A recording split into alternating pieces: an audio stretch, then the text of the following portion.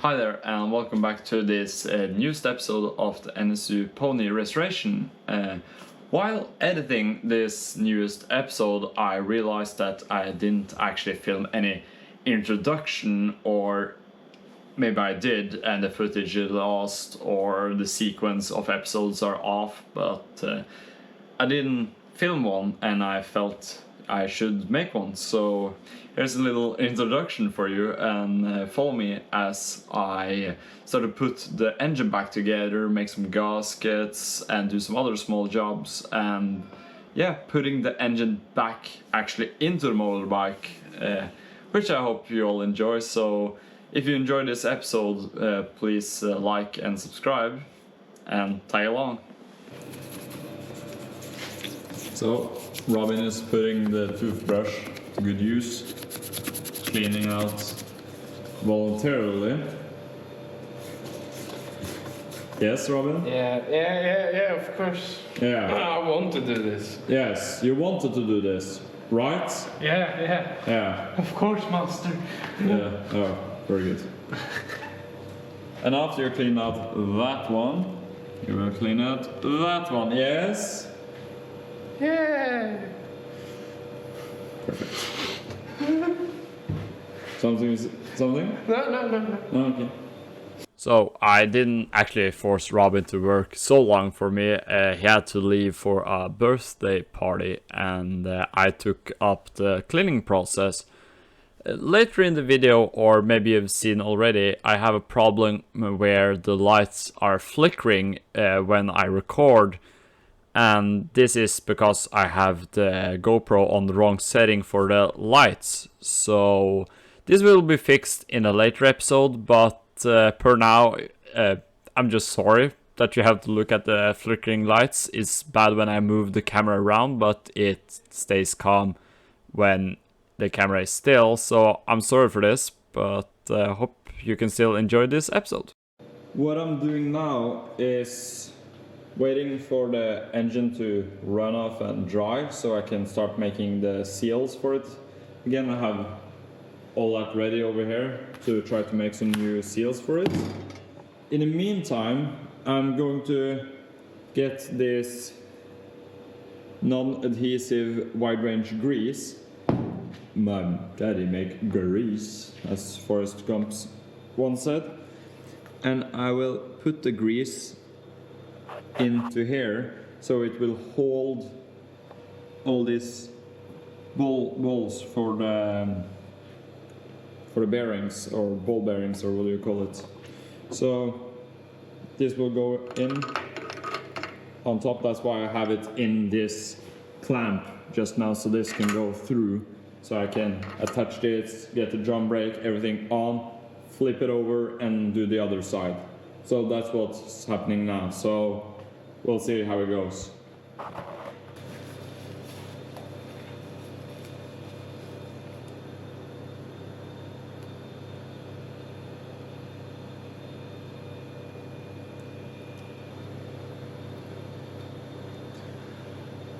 Okay, so I got a good amount of grease into the space where the ball bearings are going to sit. So I'll get a magnet or magnet screwdriver or something to just try to push them into the grease so they will sit, and then push the rod through. Okay, so I got all the ball bearings in. It went surprisingly well. So they're just sitting there now, so I will insert this to match up with those. And luckily they won't fall into the space in between, and then I can get all this goodness on top of it to just keep it locked in. I'm using this wide range grease because that's what's available for me. I know there's something called ball bearing grease, but I don't have that available. And I've seen some people using a blue grease, but that doesn't really work when it's below 0, or if it's slightly colder than plus 20 Celsius. I see some Aussies using it, but that won't work for me, so I have this all year wide range grease, so we'll see. So I had to put down the camera because this back wheel would not go on at all. It's just, well, I got it on somewhat, so it spins now. Not, I think it's because of the grease is a little heavy, but it spins freely and I don't hear any bad sounds. But I don't understand how this brake lever is supposed to work. If it's supposed to lie on top of this or go back here, but I think it's broken at some point because there's a thread here and I think this is supposed to come way far back to meet with that. And I have to figure out if a new spring, because this is not coming back up again. It's just, so maybe I'll try to pull this apart, grease it a little, see if it wants to go then, but yeah, it's not doing what I wanted to do at the moment. So what I'm trying to do here now is I'm just gonna put this on top here, cut off some of the excess and take this little hammer and just tap around the edge, trying to make an mark of it, and then taking these clothing scissors and cut out the shape of it. So yeah, that's what I'm gonna do. I realized that in this episode there's a lot jumping back and forth and a lot of time lapse, and you have to realize that this was very early when I've just started recording and thought of making YouTube, and by this point I hadn't actually edited any video yet. This is some old footage, so I didn't realize what kind of angles I wanted, and I made a lot of time lapse with the camera and didn't explain all that much always. So there's a lot of this where I just have the time lapse and I didn't really explain what I was doing.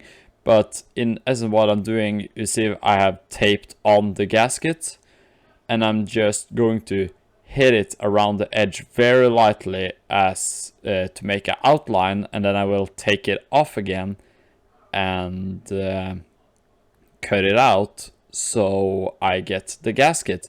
I know some people don't like this technique, but I thought it worked fairly well for me. But yeah, cut it out in a rough shape, and then I taped it to the piece I wanted to make the gasket for, and I took this hammer and I just gently tapped along the edge of it, and now we're left with this little gasket. Let's see if it fits somewhat, if I can just do this with one hand. Yeah, there we are, a gasket for the engine. Great success. Okay, so Robin's back. Hello. He left me for several hours and now he's back. So we're just repeating the process of what we did here with the other gasket. We're going to do that on this part, but we think there's some residue of old stuff. Gasket. Thank you.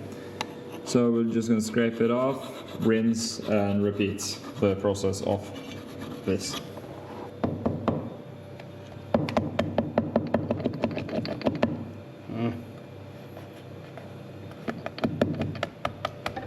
Okay, so Robin is working over there on the gaskets, and while he is doing that, instead of standing watching him, I got some thread seal or lock seal, whatever you call it.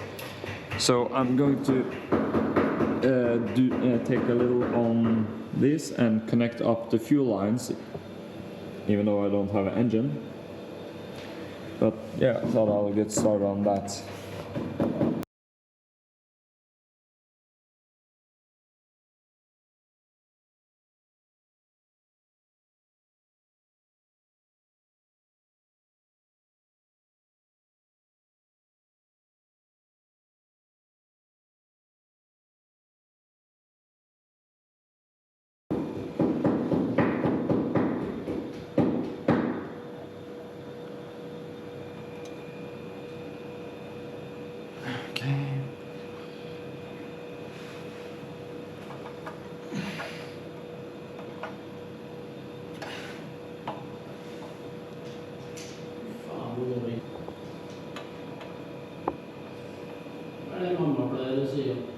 Ja.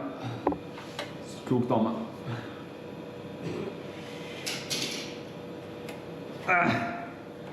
Kom igjen. Yay!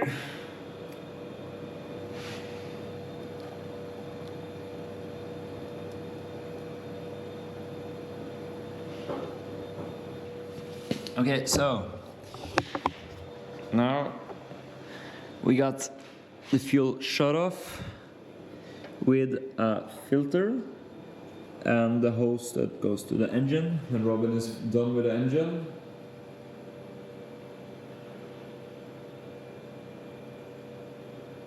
It's broke. there we are. While I've been fitting the fuel system for the motorbike, Robin has made a gasket for the other half of the engine. Here's the much better one that I made. Yeah, right. And the one Robin made. It's not half bad, but It's fucking perfect. yeah, it's really lovely that. So I think we'll take that part, put on that part, and say that it's good. It's just good. It's good. It's good. It's just Gucci. No. No. No. Okay, sorry. Gucci.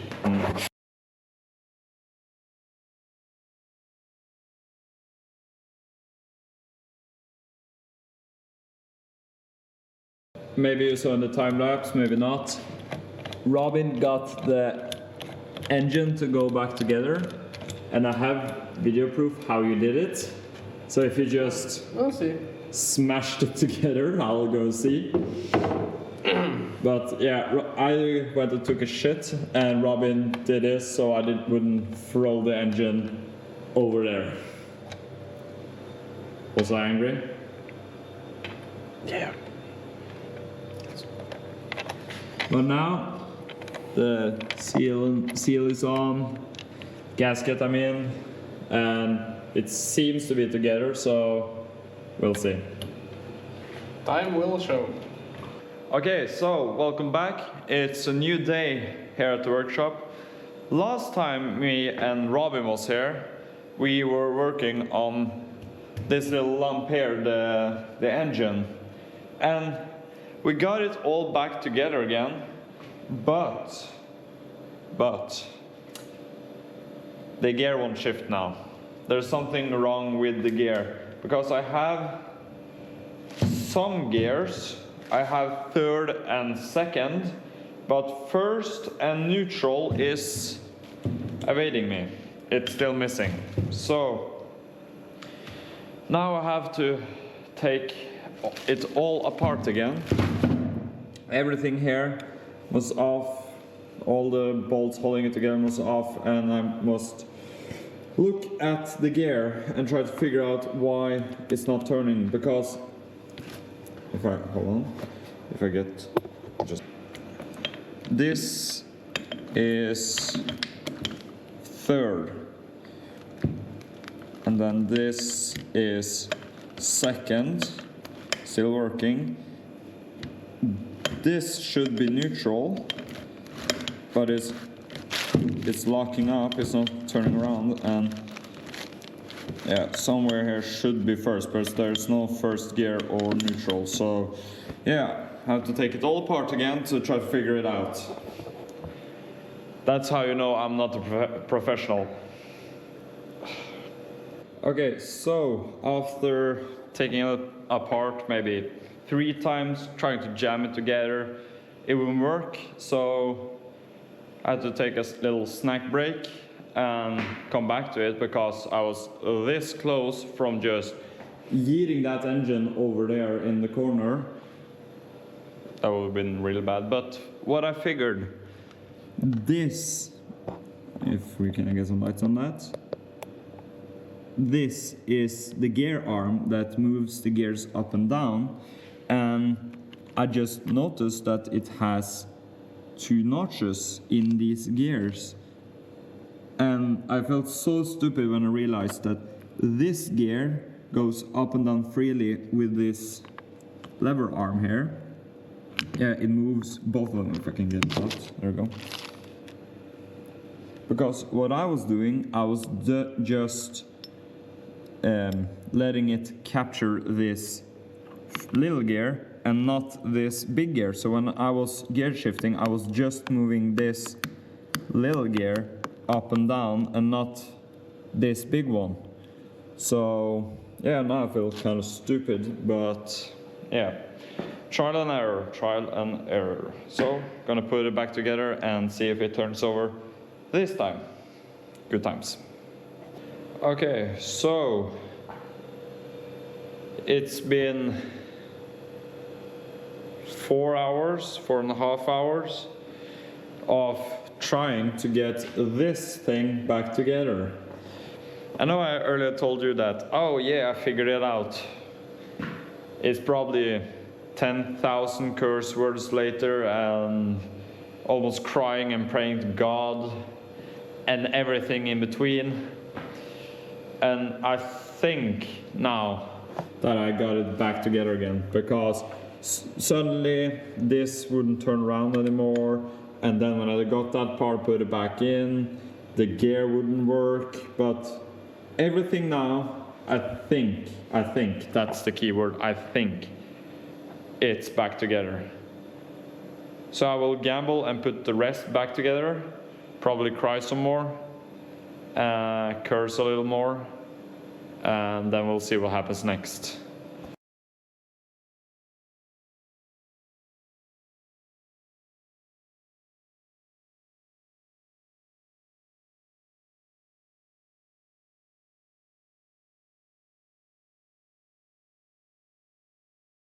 Okay, so I got to the point where I have put on this cover for the clutch and the chain that drives from the piston. I'm not completely tightening down all of these because I need to change some of them out, especially these ones that are completely shredded. So I've just put them in to kind of remember where they need to go, because I'm going to work for a week, so I'm not going to be here tinkering with this. So I thought, okay, I'll put everything together loosely so I can come back and remember and then start changing out. So yeah, this is how far I got now. We'll put on the piston and the piston head and everything, and then I might start mounting it to the motorbike. So we'll see. We'll see how far I get. I was connecting one of these on the other side, one of these kind of locking spring things, and yeah, I think it landed somewhere over there. I heard a boom and something rattling over there, so I will get down on all fours here and try to figure out where it landed, because it's somewhere here, or maybe it just bounced here and flew all the way out to the other side there, we don't know. So okay, we'll see if I find it. Okay, so now I got that on, get some light. Aha, jeez. I got that one on and that one on. So now it's connected, just going to get this thing. I actually don't know, when it comes to mechanical parts, I'm not the best at naming them. I know them in my language, but so I would call this, I don't know, piston head, because this is the piston. So this is the, or maybe that is the piston head actually. Piston housing, maybe? Okay. I'm sure someone will let me know exactly what it's called. And the spring I lost, I was correct, it was not over there, it was all the way over here somewhere. So it must have bounced from there on the floor all over to here. So yeah, that was pretty annoying. Used maybe half an hour to just crawl on all fours down here trying to find it. But yeah, back to it.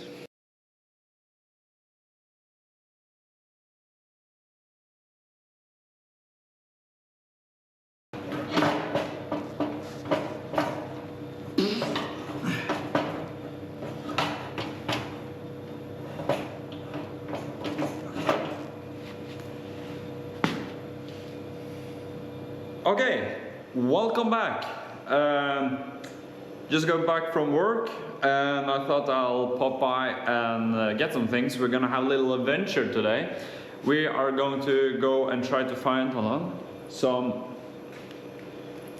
new screws for the engine. Because these ones are completely shredded. You saw us earlier trying to get them off and it was just painful, and I don't want to have to deal with that while maybe trying to fix it alongside a road or something like that. So I'm going to go and get some new screws and we will find a new thread or something for the engine, because currently I don't have anything to connect the rear of the engine to the motor mount, so I need something that I can thread through and put some nuts on. So yeah, that's the mission for today. Let's go. Okay, so I'm in the car on the way to get the new bolts, yes. And right by the workshop I'm at, I thought it would be funny for you to see, is a massive U-boat just chilling on land where it's not supposed to be. But yeah, why not? U-boat on land.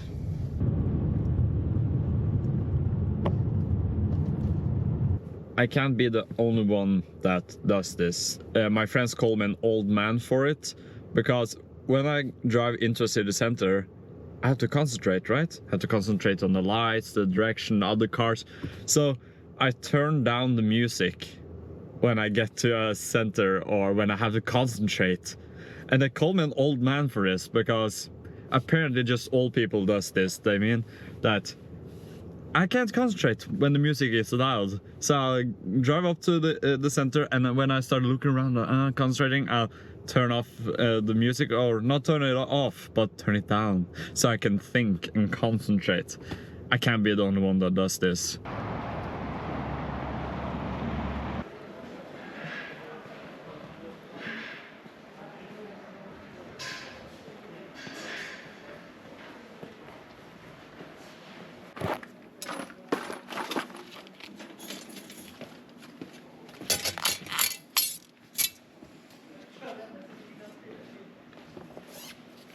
Okay, so I just got out of the shop and I had with me one of the screws for the very good focus, yes, for the engine plate, or one of the side plates for the engine. And apparently, as he said, the one with the flat screwdriver head, they stopped making those 50 years ago or something like that. So I had to get one of these instead with the Allen key, or what do you call it, and they're a little wide, so I think I have to turn them down a little on the lathe, but this was the best option I could find in the store. I was just walking back from the car getting some work clothes because it's cold here, but yeah, I thought I'll just show you the little one-man submarine that we have chilling here. German Bayer or something, I think it's called. One-man submarine.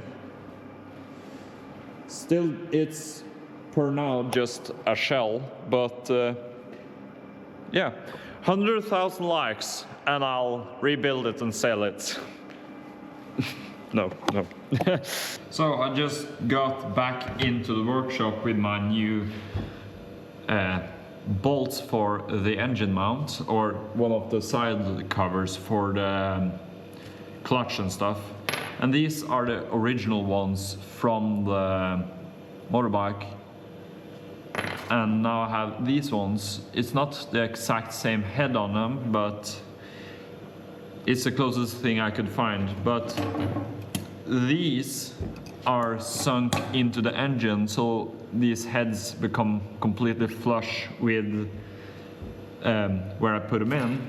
But these are a little bigger, so I have to put them into the lathe and just turn them down a little so they'll get flush with the engine, because if I don't do it, they will not seat properly into their little dish. So yeah, that's what I'm going to do now.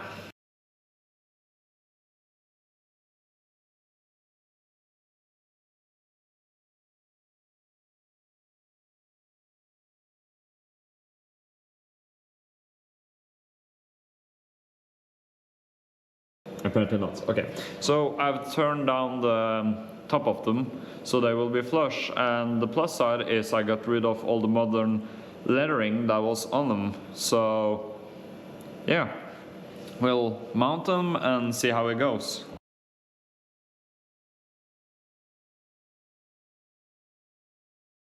I just got finished with installing the new bolts for the cover, and I have one left. And you might see in it in the time lapse that I unscrewed one of the bolts and just put it back in again, because of course I forgot that one of them are very long and goes from here and through the block and connects to the other side here.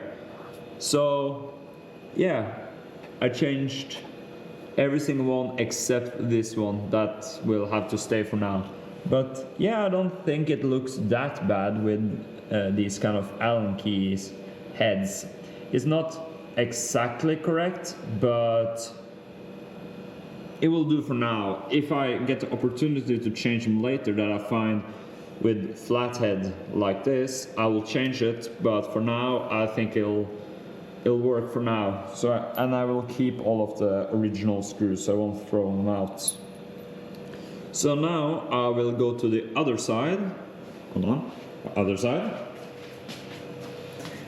And change out these ones, because these ones are even worse than the ones I just did. So yeah, I'm not going to show you the turning on the lathe. You've seen it already, but yeah, I'll be back when I've finished those.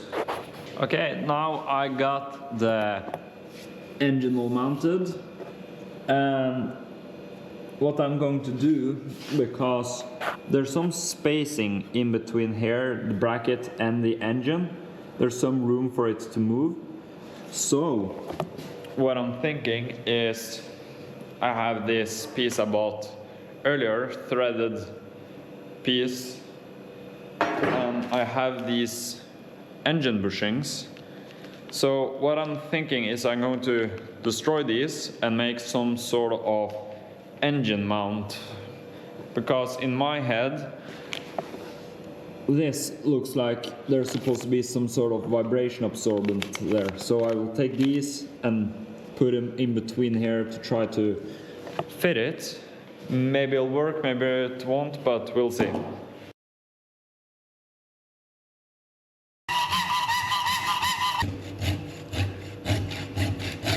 Let's see here now.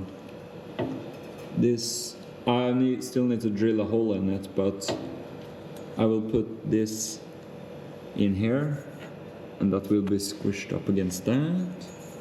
And I will do the same to the other side. It's a little too big, I will file it down just a little, but yeah, that's the idea of it. And then I can thread it through, and the vibration from the engine won't be connected straight to the frame. Now I have my, if you can get in there you go, homemade bracket that holds the engine in place with rubber dampening.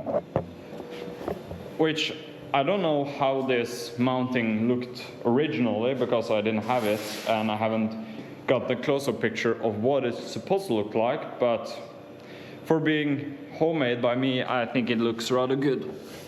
Took one of the nuts on the other side and welded it and ground it down, so it's much easier to hold on to this and tighten it on the other side, because I tried to have two loose ones, but it was horrible to try to, yeah, because when you tighten one, the other one gets loose, so yeah, that didn't work exactly.